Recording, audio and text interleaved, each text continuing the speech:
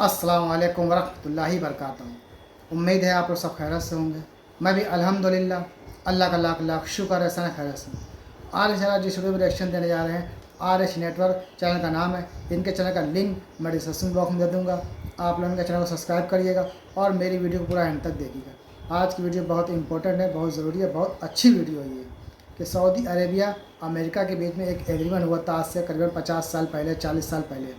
उस एग्रीमेंट को सऊदी अरब ख़त्म करना चाहता, आगे नहीं बढ़ाना चाहता।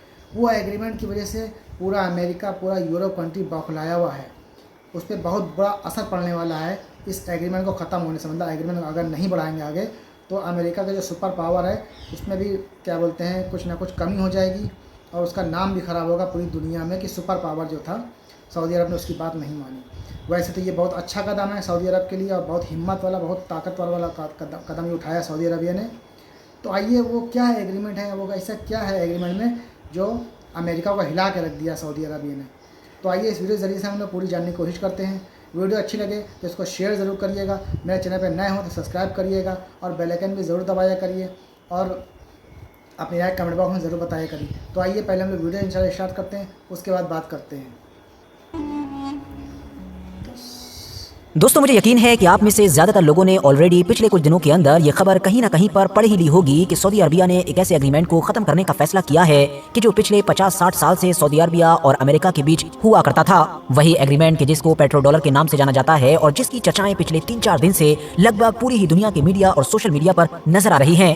क्या अमेरिकन मीडिया, क्या यूरोपियन, क्या अफ्रीकन, क्या चाइना, इंडिया, हर तरफ इसी पेट्रो डॉलर की चर्चा हो रही है। चर्चा हो भी क्यों ना, क्योंकि जहां एक तरफ इस फैसले को सऊदी अरबिया के लिए बहुत हिम्मत भरा कदम माना जा रहा है तो वहीं दूसरी तरफ अमेरिका के लिए एक ऐसा बड़ा झटका माना जा रहा है कि जो उसको पिछले 40-50 साल के इतिहास में तो कभी भी नहीं लगा था। एक ऐसा झटका कि जो उसकी इकोनॉमी और उसकी करेंसी डॉलर को तो हिलाकर रख ही देगा, साथ ही साथ उसकी जो सुपर पावर की हैसियत है, जो सुपर पावर की कुर्सी है, उसको भी पूरी तरीके से उलट सकता है। तो अब सवाल ये है कि आखिर ये पेट्रो डॉलर एग्रीमेंट है क्या? ये अमेरिका और सऊदी अरबिया के बीच कब हुआ था, कैसे हुआ था, क्यों हुआ था, और साथ ही साथ सवाल ये भी है कि अब सऊदी अरबिया इसको क्यों खत्म कर रहा है और खत्म होने से ऐसा भी क्या हो जाएगा जो ये कहा जाने लगा है कि इससे पूरी दुनिया में कायम अमेरिका का ये जो मौजूदा सिस्टम है ये पूरी तरीके से हिल सकता है।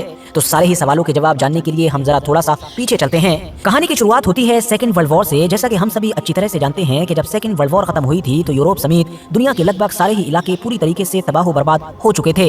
हाँ, ऐसे हालात में अगर कोई एक देश सबसे ज्यादा ताकतवर और अमीर बनकर उभरा था तो वो था यूनाइटेड स्टेट्स ऑफ अमेरिका, क्योंकि इसी देश ने इस जंग के अंदर इन सारे यूरोपियन देशों को भर भर कर हथियार बेचे और हथियारों के बदले में इन सारे ही अमीर देशों का सोना अपने यहाँ पर जमा कर लिया और खुद अच्छी लोकेशन पर कायम होने की वजह से इस जंग वगैरह से हमेशा महफूज रहा। हालांकि इस जंग में अमेरिका को भी कूदना पड़ा था, मगर बिल्कुल आखिरी वक्त में, इसीलिए उसका नुकसान भी बिल्कुल न होने के बराबर था। फिलहाल वर्ल्ड वॉर खत्म हो जाने के बाद तबाह बर्बाद हो चुके यूरोप को दोबारा से आबाद करने की जिम्मेदारी अमेरिका ने उठाई, मगर हाँ, फ्री में नहीं बल्कि पैसे के बदले में। इन सारे ही यूरोपियन देशों को अमेरिका ने भर भर कर लोन दिया, मगर सारी अपनी शर्तों पर, जिसका नतीजा ये हुआ कि कुछ वक्त के बाद ही जब यूरोप और बाकी इलाके नॉर्मल हुए, मतलब पटरी पर वापस आए, तो उनको एहसास हुआ कि वो ऑलरेडी इकोनॉमिकली अमेरिका के ट्रैप में फंस चुके हैं और अमेरिका के गुलाम बन चुके हैं। और इस तरह से ही न सिर्फ अमेरिका का डॉलर ताकतवर बनना शुरू हुआ बल्कि पूरी दुनिया की इकोनॉमी पर हम कह सकते हैं कि अमेरिका का राज भी शुरू हुआ। मगर दोस्तों, ये तो सब शुरुआत थी, क्योंकि असली खेल तो सन 1974 में हुआ कि जब तेल की दुनिया के बादशाह यानी कि सऊदी अरबिया और अमेरिका के बीच पेट्रो डॉलर नाम का ये एग्रीमेंट हुआ ये था कि सबसे पहले तो 1973 में इजिप्ट और सीरिया जैसे दो मुस्लिम देशों की इजराइल के साथ जंग शुरू हुई। इस जंग में शुरुआती दिनों में इजिप्ट और सीरिया ने बड़ी तेजी के साथ बढ़त बनाई। इजराइल को भी लगभग अपनी हार का यकीन हो चुका था, मगर तभी अमेरिका ने जब इजराइल के फेवर से गेंद निकलती हुई देखी तो पूरा एक ऑपरेशन लॉन्च किया, जिसके तहत आप ये कह सकते हैं कि इजराइल को खुली छूट दी गई कि बस तुम जंग में बने रहो, बाकी पैसा, हथियार या फिर इंटेलिजेंस सब कुछ हमारे ऊपर छोड़ दो। इस ऑपरेशन के तहत अमेरिका ने हथियार या बाकी सारी चीजें इजराइल में इतनी तेजी के साथ भेजना शुरू की कि मानो कोई भी ऐसा लम्हा नहीं जाता था कि जब अमेरिका का कोई प्लेन, कोई जेट इजराइल में उतरता नहीं होता था। दूसरी तरफ सऊदी अरबिया समेत बाकी अरब देशों ने जब अमेरिका को इजराइल की इस तरह से लगातार खुलेआम मदद करते हुए देखा तो उन्होंने अमेरिका को समझाने और उसको कंट्रोल करने की कोशिश की।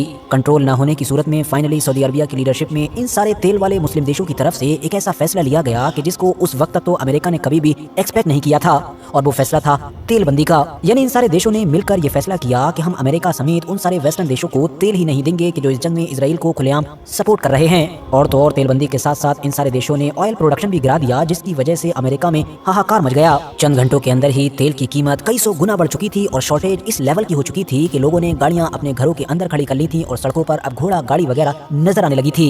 अमेरिका समेत कई वेस्टर्न देशों के बड़े बड़े शहर भी बिजली न होने की वजह से अंधेरे में जा चुके थे। पेट्रोल पंप तो पूरी तरह से बंद हो ही गए थे। कई इंडस्ट्रीज ने भी काम करना बंद कर दिया था क्योंकि उनके पास फ्यूल ही नहीं था।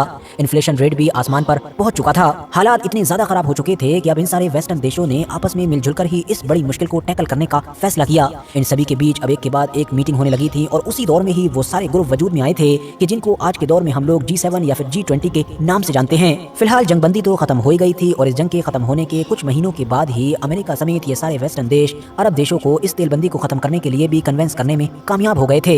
मतलब अरब देशों ने एक बार फिर से इनको तेल वगैरह देना शुरू कर दिया था। और तभी ऐसे माहौल में 1974 में फाइनली अमेरिका ने एक ऐसा दांव चला, या ये कह सकते हैं कि एक ऐसा बड़ा फैसला लिया कि जो उसके लिए इतना ज्यादा फायदेमंद साबित हुआ कि जितना ज्यादा फायदेमंद शायद पिछले 60-70 साल के इतिहास में कोई दूसरा फैसला नहीं हुआ होगा। उसने सऊदी अरबिया के साथ मिलकर एक अंडरस्टैंडिंग बनाई, या ये कह सकते हैं कि एक ऐसी डील की कि जिसको हम लोग पेट्रो डॉलर के नाम से याद करते हैं। इसके तहत अमेरिका ने सऊदी अरबिया को इस बात के लिए राजी कर लिया था कि तुम फ्यूचर की चिंता ना करो, चाहे इजराइल हो या मिडिल ईस्ट में इस तरह का कोई और भी बड़ा खतरा हो कि जो तुम्हें नुकसान पहुंचा सकता है, इन सब से निपटने की जिम्मेदारी मेरे ऊपर छोड़ दो। मतलब मैं सऊदी अरबिया की या फिर सऊदी अरबिया में मौजूद तुम्हारी हुकूमत की हिफाजत करूंगा, तुमको डिफेंस के मामले में खूब मदद करूंगा। बस बदले में तुम्हें इतना करना है कि तुम और तुम्हारे ये जो सब छोटे छोटे अरब देश मिलकर पूरी दुनिया को तेल बेचते हैं, ये जब भी बेचो तो डॉलर में बेचो, यानी कि हमारी करेंसी में। सऊदी अरबिया इस बात के लिए राजी हो गया और तब से लेकर अब तक लगातार हम देखते हैं कि तेल जैसी दौलत कि जो पूरी दुनिया के लिए अभी भी सबसे कीमती चीजों में से एक मानी जाती है, उसके पूरे व्यापार पर डॉलर छाया हुआ है। सारे तेल के ट्रेड का डॉलर के जरिए से होना था कि मानो वो डॉलर के जो पहले ही दुनिया की ताकतवर करेंसी बन चुका था, वो तो मानो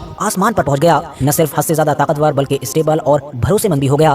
दुनिया के सारे देशों को अब जो भी जरूरत पड़ती वो सब कुछ डॉलर में ही करते, क्योंकि यही सबसे ज्यादा भरोसेमंद करेंसी थी, स्टेबल थी, फ्यूचर भी इसी का सबसे ज्यादा महफूज नजर आ रहा था। इसीलिए अब दुनिया के ताकतवर देशों ने भी अपने जो फॉरेन रिजर्व थे वो डॉलर में रखने शुरू कर दिए। दूसरी तरफ इसी डॉलर के बलबूते पर ही अब धीरे धीरे अमेरिका ने पूरी दुनिया की इकोनॉमी पर ही अपनी पकड़ बना ली और इस तरह से उसको कंट्रोल कर लिया कि माना जाने लगा कि मानो अब कभी भी अमेरिका के हाथ से दुनिया का इकोनॉमिक सिस्टम नहीं निकल पाएगा। शायद ऐसा होता भी अगर अमेरिका इस डॉलर की ताकत को एक वेपन यानी कि हथियार की तरह इस्तेमाल नहीं करता। हुआ ये कि अब अगर अमेरिका की किसी से भी कोई नोकझोंक होती, किसी से कोई दुश्मनी होती या इजराइल जैसे उसके किसी दोस्त से किसी की दुश्मनी होती, तो फिर वो उस दुश्मन को इसी डॉलर के बलबूते पर टैकल करने की कोशिश करता, यानी डॉलर की ताकत को एक हथियार के तौर पर इस्तेमाल करता और उस कंट्री के ऊपर सैंक्शन लगा देता, जिससे होता यह कि उसको बाकी दुनिया के जरिए से व्यापार वगैरह करने में तो प्रॉब्लम होती ही, साथ ही साथ उसने जो पिछले कई सालों से अपने देश की जमापूंजी डॉलर की शक्ल में बाहर रखी हुई थी, उस पर भी खतरा मंडराने लगता। अमेरिका ने वक्त के साथ साथ इस डॉलर की ताकत को एक वेपन के तौर पर रशिया, ईरान और नॉर्थ कोरिया जैसे न जाने कितने ही देशों के खिलाफ इस्तेमाल किया। कितने ही देशों की बाहर रखी हुई डॉलर की शक्ल में जो जमापूंजी थी उसको फ्रीज किया।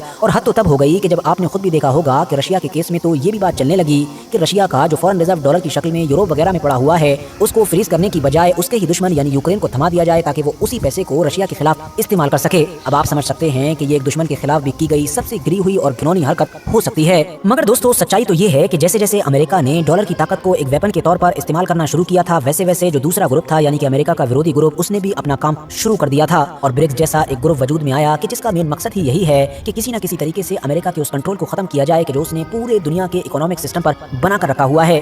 और साथ ही उसका मकसद ये भी है कि डी डॉलराइजेशन की तरफ कदम बढ़ाया जाए। मतलब जो डॉलर इतना ज्यादा ताकतवर हो गया है, इतना कॉमन हो गया है और उसकी जो पूरे इकोनॉमिक सिस्टम पर इतनी ज्यादा पकड़ हो गई है, उसको खत्म किया जाए और बाकी लोकल करेंसीज को या फिर एक नई सिमिलर करेंसी को बढ़ावा दिया जाए। वैसे तो ब्रिक्स ऑलरेडी पिछले कुछ सालों में बड़ी तेजी के साथ ताकतवर हुआ है, नए नए देशों ने इसको ज्वाइन किया है और ऑलरेडी इसने अमेरिका और उसके ग्रुप की नींदें उड़ा रखी हैं। मगर असली झटका अभी कुछ दिन पहले उस वक्त लगा कि जब सऊदी अरबिया के जो अभी तक तो ब्रिक्स का ऑफिशियली मेंबर नहीं है मगर बहुत जल्द ही मेंबर होने वाला है, उसने एक बड़ा फैसला लिया। उससे रिलेटेड ये खबर निकल कर आई कि पेट्रो डॉलर नाम का वो एग्रीमेंट जो अमेरिका और सऊदी अरबिया के बीच 1974 में हुआ था और इसी 9 जून को ऑफिशियली खत्म हो चुका है, उसके बारे में सऊदी प्रिंस यानी कि मोहम्मद बिन सलमान ने ये फैसला किया है कि वो उसको रिन्यू नहीं करेंगे, यानी अब उस एग्रीमेंट को आगे बढ़ाने का कोई भी इरादा नहीं है। ये खबर ज्यादा चौंका देने वाली इसलिए भी थी क्योंकि अभी कुछ दिन पहले ही ब्रिक्स देशों की मीटिंग हुई है और बहुत दिनों से ही लगातार ये खबर भी चर्चाओं में चल ही रही है कि सऊदी अरबिया जल्द ही ऑफिशियली ब्रिक्स को ज्वाइन करने जा रहा है। और इस तरह का अब ये फैसला लेना क्लियरली दिखाता है कि मानो ये फैसला ब्रिक्स के इशारे पर ही लिया गया है। वैसे आपको बता दूं कि इस पूरे मैटर से सऊदी अरबिया का ये मतलब बिल्कुल भी नहीं है कि वो जो अब फ्यूचर में तेल बेचेंगे दुनिया भर में वो डॉलर में नहीं बेचेंगे, डॉलर को खत्म कर देंगे,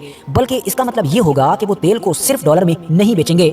मतलब अब लोकल करेंसीज में तेल खूब बढ़ चढ़कर बेचा जाएगा। चाइना को चाइनीज की करेंसी में, रशिया को रशिया की करेंसी में, इंडिया को इंडिया की करेंसी में बेचा जा सकता है। इसके अलावा अरब की लोकल करेंसीज जो हैं उनकी दिरहम दीनार उनका इस्तेमाल किया जा सकता है, या फिर जो डिजिटल करेंसी है यानी कि बिटकॉइन जिस पर बहुत लंबे वक्त से जोर भी दिया जा रहा है वो सब भी इस्तेमाल में आ सकती हैं। अब इस्तेमाल कुछ भी हो, कुल मिला मिलाकर नुकसान सिर्फ और सिर्फ डॉलर का ही होगा। अहमियत डॉलर की गिरेगी। वर्ल्ड इकोनॉमी से जो पकड़ कमजोर होगी वो सिर्फ और सिर्फ अमेरिका की होगी। दुनिया डी डॉलराइजेशन की तरफ कितनी तेजी के साथ बढ़ रही है और ब्रिक्स अपने मकसद में कितनी तेजी के साथ आगे बढ़ रहा है, इस चीज का अंदाजा आप इसी बात से लगा सकते हैं कि 2-3 महीने पहले ही कि जब ये सऊदी अरबिया वगैरह वाली खबर का भी कोई अता पता नहीं था, तब भी अमेरिका के जो पिछले राष्ट्रपति हैं और इस बार भी चुनाव लड़ रहे हैं यानी कि डोनाल्ड ट्रंप, उन्होंने धमकी देते हुए कहा था कि दुनिया के ये जितने भी देश, जितने भी लीडर डी डॉलराइजेशन की तरफ बढ़ रहे हैं, मतलब डॉलर की बजाय दूसरी करेंसीज के इस्तेमाल पर जोर दे रहे हैं, मैं उन सब के खिलाफ एक्शन लूंगा अगर मैं पावर में आ गया। जाहिर है इससे क्लियरली डोनाल्ड ट्रंप का इशारा रशिया, चाइना, इंडिया, बाकी Arab countries, South Africa, Iran, इन सारे ही देशों के ऊपर था। तो दोस्तों ये था हमारा रिएक्शन, जो हमने देखा पूरी वीडियो को कि किस तरह से सऊदी अरेबिया ने अमेरिका का जो भी वो एग्रीमेंट था उसको बढ़ाने के लिए मना कर दिया है। अगर ये मना हो गया वाकई में तो अमेरिका के लिए बहुत बड़े नुकसानदेह की बात है। झटका उसको लगेगा इतने सालों में कि, और उसकी करेंसी में फ़र्क पड़ेगा, उसकी पोजीशन भी डाउन हो जाएगी और जो सुपर पावर का जो लेवल लगा हुआ उसके माथे उसमें भी फ़र्क पड़ जाएगा। तो ये सऊदी अरब का एक अच्छा कदम है कि यूरोप कंट्री को बाइकआउट करे, अच्छी बात है ये। अमेरिका तो पक्का दुश्मन है तमाम गल्फ़ कंट्रियों का, मुस्लिमों का, तमाम चीज़ों का, सिर्फ अपने फ़ायदे के लिए सोचता है अमेरिका। तो उम्मीद है ये वीडियो आप लोगों को अच्छी लगी होगी। वीडियो अच्छी लगे तो उसको शेयर ज़रूर करिएगा। मेरे चैनल पर नए हों सब्सक्राइब करिएगा, लाइक करिएगा, बेल आइकन ज़रूर दबाइएगा ताकि जैसे वीडियो अपलोड करूँ तो आप लोगों को नोटिफिकेशन मिल जाए। और हो सके तो चैनल को शेयर ज़रूर करिए करिए। तो इंशाल्लाह फिर मिलेंगे नेक्स्ट वीडियो में। तब तक के लिए अस्सलाम वालेकुम व रहमतुल्लाहि व बरकातहू।